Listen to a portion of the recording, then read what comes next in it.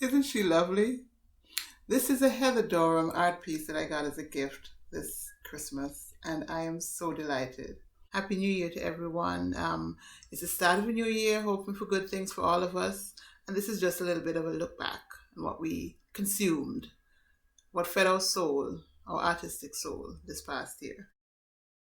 Number one, this is a very old Museum of Modern Art collection, which shows like over 1,000 pieces from their collection over the years.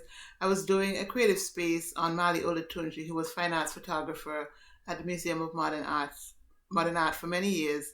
And so this book was part of my research. He has photographed a number of the art pieces in the book. My second favorite book was actually my first read of the year, The Festival of San Joaquin by Z. Edgell. It's a novel about a woman. It starts with a woman right after she's released from prison after a trial for murder of her husband, who was an abuser, and her trying to reclaim her children and reclaim her life. In Time of Need by Shakira Bourne was a listen, not a read. It was an audiobook of a book that I had read some years ago by this Barbadian writer. It is humorous, it is poignant, and it is Barbadian to the bone. Lovely book. Triangular Road, a memoir by Paul Marshall, was actually the last book I read of the year. It includes stories of her travels with Langston Hughes in Paris and all of Europe. It includes stories of her going to Carriacou and participating in the nation dance that inspired a scene from Praise Song for the Widow. It includes her going home to Barbados. It just includes her, the sort of the stops on her journey that helped to make her as a writer. Take Us to a Better Place was a free download from the Robert John Woodson Foundation.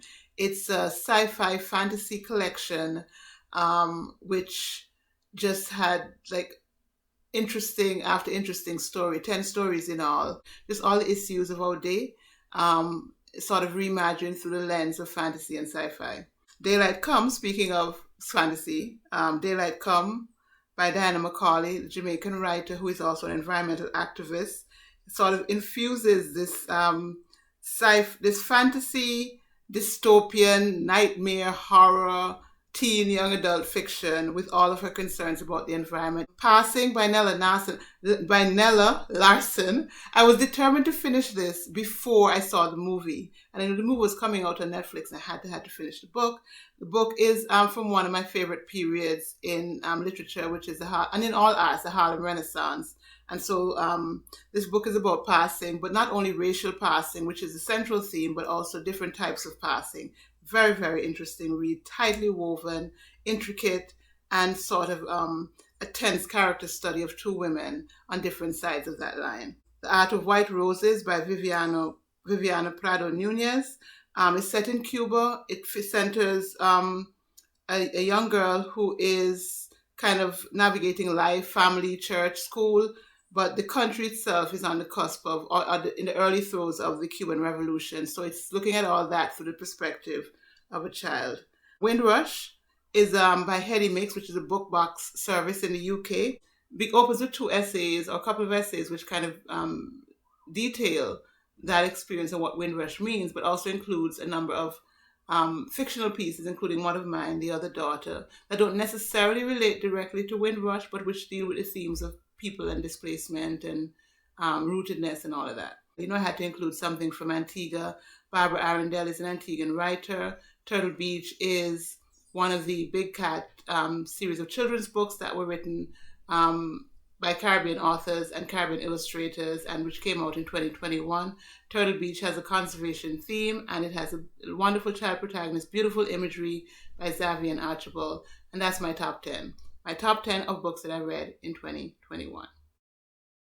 My favorite movie that I saw in 2021 was King Richard, starring Will Smith, and telling the life of Richard Williams and his family and his daughters, who went on to be Venus and Serena Williams, two of the biggest sporting stars in the world. It's a story about destiny, it's a story about family, it's a story about dedication and hard work it takes to rise to the top, but it's also about the obstacles that you have to overcome in getting there.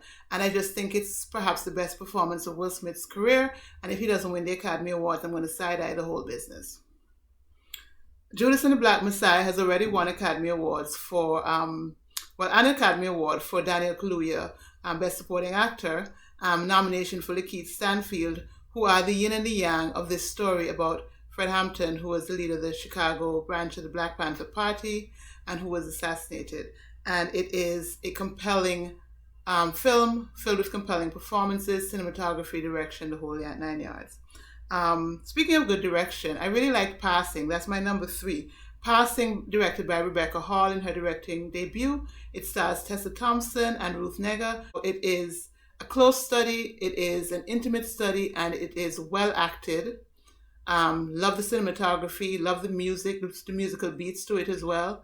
I actually thought it should have gotten nominated for adapted screenplay, production design, Best Actress, and Best Supporting Actress. At this point, it's kind of fading, so I'm not sure what's going to happen. And the best chance it has is probably Ruth Negga for Best Supporting Actress, but even that is uncertain. So my 4th favorite film of the year was Justice League, the Snyder Cut. I didn't even know I needed this film. I wasn't one of the release the Snyder Cut people. I was okay, and I'm not a huge DCEU person, but this film was an experience, especially Cyborg's arc in the film. He was really underserved by the initial run of the film, the Joss Whedon edit, and I'm glad that there was some redemption with this Snyder Cut. All 4 hours of it.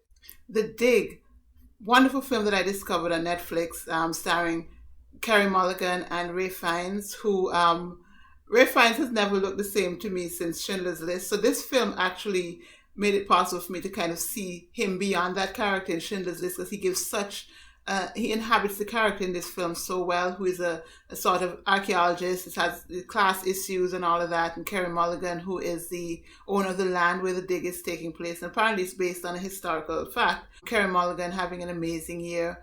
Oscar nominated for Promising Young Woman, another film that I really liked. Coda, I think this is the most recent watch for me. It's a film starring a hearing teenage girl who is a member of a family of 4 who are deaf, and it's about navigating the hearing world and the world of her family while kind of figuring out herself and what she wants to do with her life in the world. She has a talent for singing, but her family is so dependent on her. There's a tension between her pursuing her dreams and serving the needs of her family. Ooh, The Mitchells versus the Machines.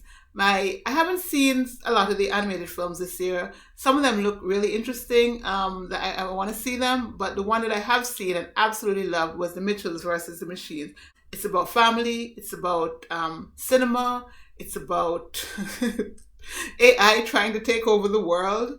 Concrete Cowboy, another film about which not a lot has been said, but Idris Elba, one of 2 films starring Idris Elba, which can be called cowboy films. But this one is an urban cowboy, and it's about a horse culture, a group of horse handlers in the Philadelphia area, and it's actually based on a horse club from that area and sort of the threats to their way of life.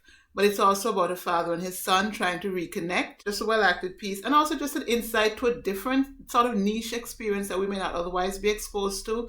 Concrete Cowboy, my favorite Idris Elba Western of the year. Don't look up. Seriously, look up. This is about the end of the world.